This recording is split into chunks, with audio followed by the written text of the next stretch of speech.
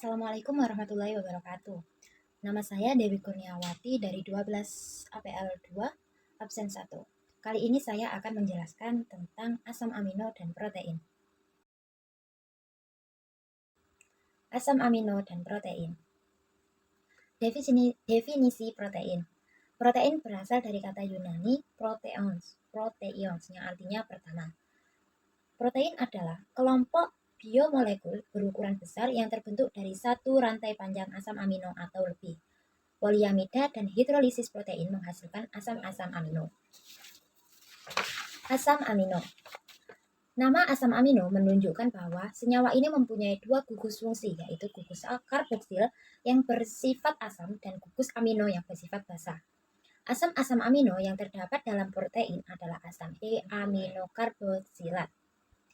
Asam amino tersederhana adalah asam amino asetat H2NCH2CO2H yang disebut glisina. Glisina tidak memiliki rantai samping sehingga tidak mengandung satu karbon kiral. Asam amino lain memiliki rantai samping sehingga karbon E-nya bersifat kiral.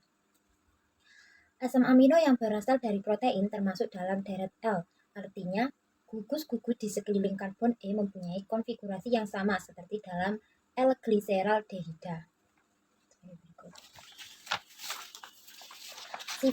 Sifat asam amino. Yang pertama, larut dalam air dan pelarut polar lain, tetapi tidak larut dalam pelarut nonpolar seperti di etil-eter atau benzena. Yang kedua, memiliki momen dipol yang besar. Yang ketiga, kurang bersifat asam dibandingkan dengan sebagian besar asam karboksil. Yang keempat, kurang basa dibandingkan sebagian besar amina. Sifat asam dan basa dari asam amino sebagai berikut. 20 macam asam amino penyusun protein. Yang pertama ada alanina, terus arginina, asparagina, asam aspartat, sisteina, asam glutamat, glutamina, glisina, histidina, isoleucina, leucina, lisina, metionina, fenilalanina, prolina, serina, treonina, triptofan, tirosina, dan yang terakhir valina. Penamaan asam amino. Dari gugus NH3 terletak di sebelah kanan diberi awalan D. Jika NH3 di kiri diberi awalan L. Semua asam amino yang ada di dalam protein mempunyai konfigurasi L.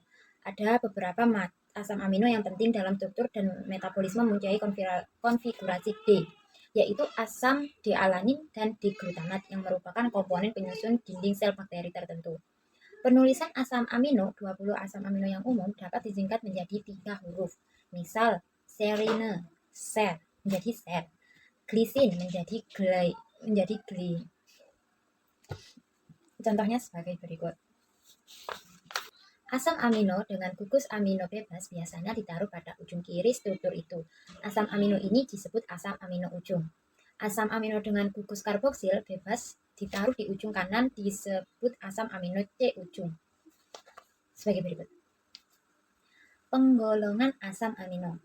Penggolongan asam amino didasarkan pada sifat dari rantai samping, R. Berdasarkan sifat rantai samping R, asam amino dapat digolongkan menjadi yang pertama, asam amino dengan R nonpolar. Golongan ini terdiri dari 5 asam amino yang mengandung gugus alifatik, alanin, leusin, isoleucin, valin, dan prolin. 2 dengan R aromatik, fenilalain, dan triptofan, dan 1 mengandung atom sulfur, metionin. Yang kedua, asam amino dengan R polar. Golongan ini terdiri dari treonin dan tirosin yang kekutubannya disebabkan oleh adanya gugus hidroksil negatif OH. Asparagin dan glutamin yang kekutubannya disebabkan oleh gugus amida negatif CONH2 serta sistem oleh gugus sistein oleh gugus sulfidril negatif SH. Untuk yang ketiga, asam amino dengan R polar bermuatan. Asam amino dengan gugus R bermuatan negatif. Asam amino asam. Golongan asam amino ini bermuatan negatif pada pH 6,0 sampai 7,0 dan terdiri dari asam aspartat, asam glutamat yang masing-masing mempunyai 2 gugus karboksil COOH. Asam amino dengan gugus R bermuatan positif. asam amino basah. Golongan asam amino ini bermuatan positif pada pH 7,0 terdiri dari lisin, histidin, dan arginin. Klarifikasi asam amino menurut fungsi biologisnya. Asam amino essential. Asam amino yang diperoleh hanya dari makan sehari-hari karena tidak dapat disintesa di dalam tubuh. Asam amino non-essential. Selain dari makanan, dapat juga disintesa di dalam tubuh melalui proses transaminasi. Berikut daftar senyawa esensial dan non-esensial. Analisis kualitatif asam amino. Reaksi dengan ninhidrin. Ninhidrin di dalam air akan terhidrasi membentuk ninhidrin hidrat. Ninhidrin hidrat bereaksi dengan asam amino menghasilkan ion berwarna ungu, aldehid, dan CO2. Reaksi Sanger. Reaksi Sanger merupakan reaksi antara E-amino dengan 1 fluora 2,4 dinitrobenzen FDMP dalam suasana basa lemah. FDMP bereaksi dengan asam A-amino membentuk turunan 2,4 dinifenil yang disebut DNP asam amino. Reaksi ini digunakan untuk menentukan asam amino N ujung sesuai rantai peptida. Reaksi Edman. Reaksi ini merupakan reaksi antara E-amino dengan fenyl isotiosinal yang menghasilkan turunan fenyl tiokarbonil.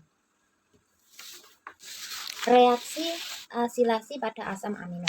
Asilasi, gugus amina dari suatu asam amino dapat dengan mudah diasilasi dengan suatu halida asam ataupun dengan anhidrat asam untuk menghasilkan amida. Karena nitrogen amida tidak bersifat basa, suatu asam amino terasilasi tidak membentuk ion polar.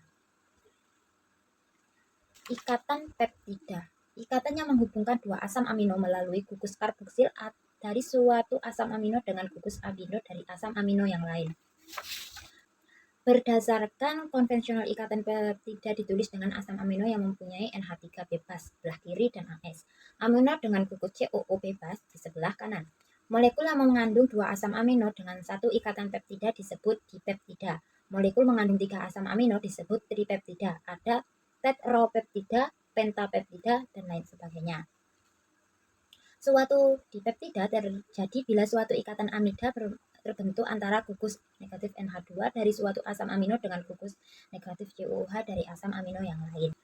Tiap asam amino dalam suatu molekul peptida disebut suatu satuan unit atau suatu residu.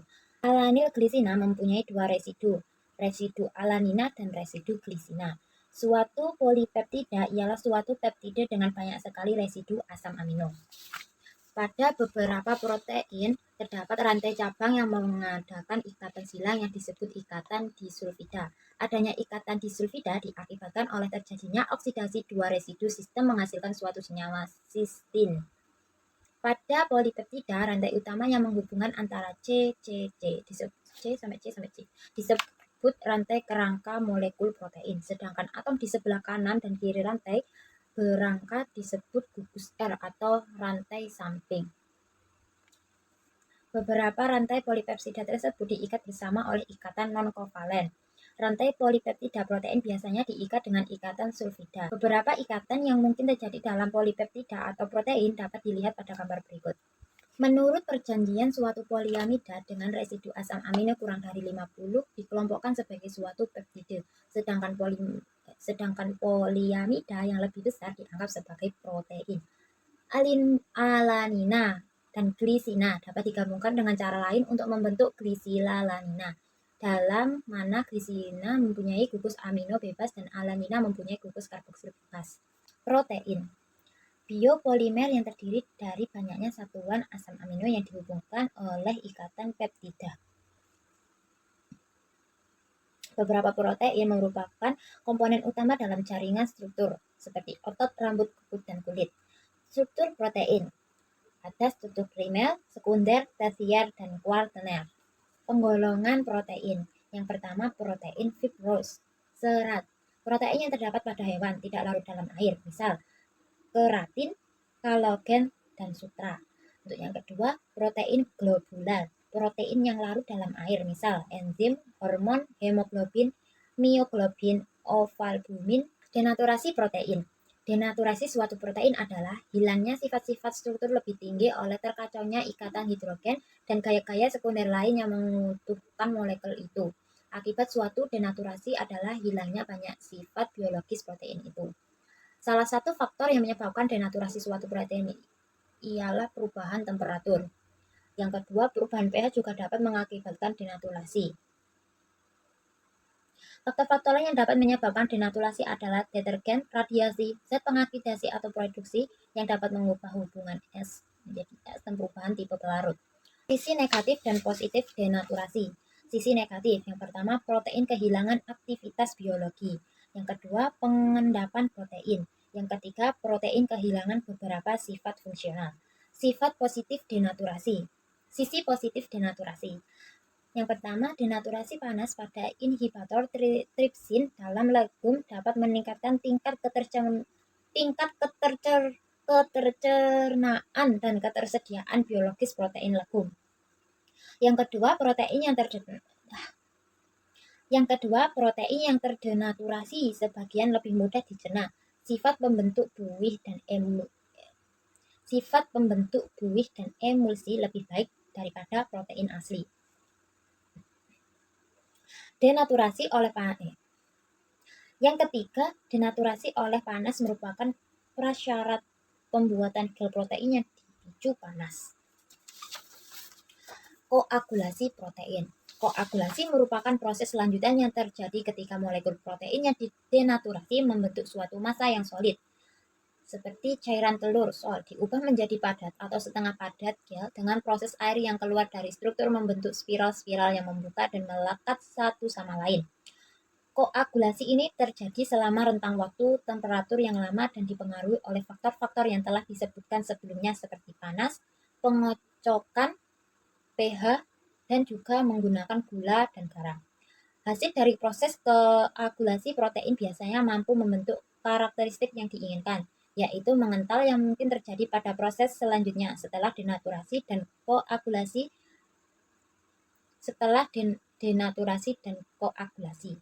Kekentalan hasil campuran telur mempengaruhi keinginan untuk menyusut atau menjadi lebih kuat. Sifat-sifat fisikokimia protein. Yang pertama, sifat fisiokimia setiap protein tidak sama, tergantung pada jumlah dan jenis asam aminonya. Yang kedua, berat molekul protein sangat besar. Yang ketiga, ada protein yang larut dalam air, ada pula yang tidak dapat larut dalam air, tetapi semua protein tidak larut dalam pelarut lemak. Yang keempat, bila dalam suatu larutan protein ditambahkan garam, daya larut protein akan berkurang. Akibatnya protein akan terpisah sebagai endapan. Peristiwa pemisahan protein ini disebut salting out. Yang kelima, apabila protein dipanaskan atau ditambahkan alkohol, maka protein akan menggumpal. Yang keenam, protein dapat bereaksi dengan asam dan basa. Fungsi protein. Yang pertama, sebagai enzim.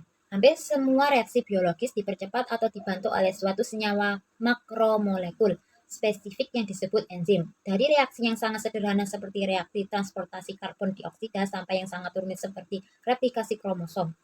Yang kedua, alat pengangkut dan penyimpan. Banyak molekul dengan massa molekul kecil serta beberapa ion dapat diangkut atau dipindahkan oleh protein-protein tertentu. Misalnya, hemoglobin mengangkut oksigen dalam eritrosit, sedangkan mioglobin mengangkat oksigen dalam otot.